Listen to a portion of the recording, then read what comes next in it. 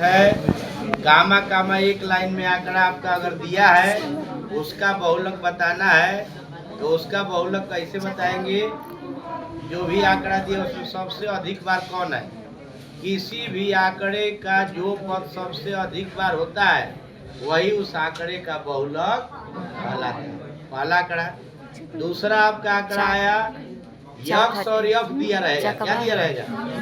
X और F दिया रहेगा। तो उस आंकड़े में कौन बहुलक होगा?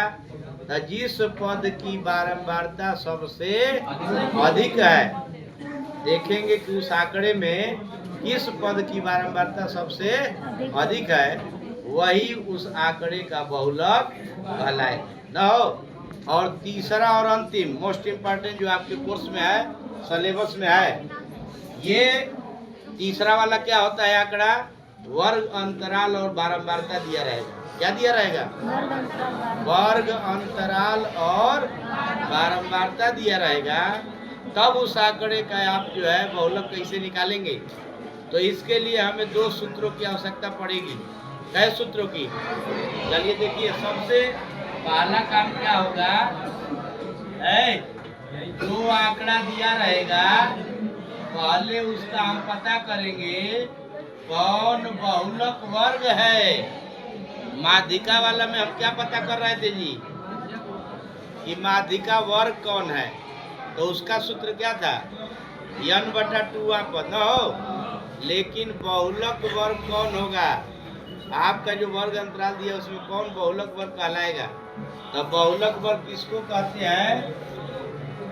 इस कैसा ना होते यार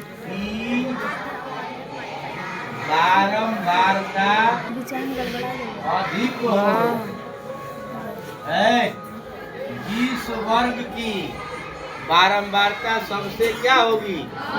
अधिक होगी, उसी को हम क्या कहेंगे?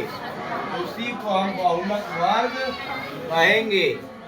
बहुत आसान है, दोनों सूत्र नहीं थे। कौन बहुलक वर्ग होगा? जिसकी बारंबारता सबसे अधिक होगी। आज जब जान गए कि बहुलक वर्ग कौन है, तब जो है आप सूत्र लगाएंगे बहुलक का। बहुलक का देखिए सूत्र क्या होता है। बहुलक निकालने का आपका सूत्र होता है यल प्लस f1 माइनस f0 बटा में 2 f1 minus f0 minus f2 गुणे क्या? यच है। बहुलक निकालने का क्या सूत्र है जी? ध्यान से देखिए और अभी याद कर लीजिए।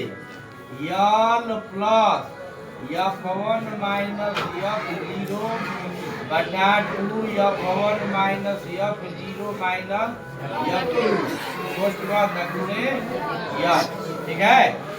अब चलिए कहा जाए कि इसमें यल क्या है? यल है आपका बहुलक वर्ग की निम्न सीमा। कोई बात न करे, कोई बात न करे, पहले बता दे रहा है। यल बराबर होता है बहुलक वर्ग की निम्न सीमा। यच बराबर बोलिए क्या होता है, उसमें बताया गया था। यच बराबर वर्ग अंतराल की माप। इसके बाद होगा आपका f1 बराबर बहुलक वर्ग की बारंबारता। इसके बाद होगा f0 बहुलक वर्ग से ठीक पहले वर्ग की बारंबारता। और f2 बराबर बहुलक वर्ग से ठीक बाद वाले वर्ग की बारंबारता। ठीक है। इस सूत्र को पहले आप लोग नोट कीजिए।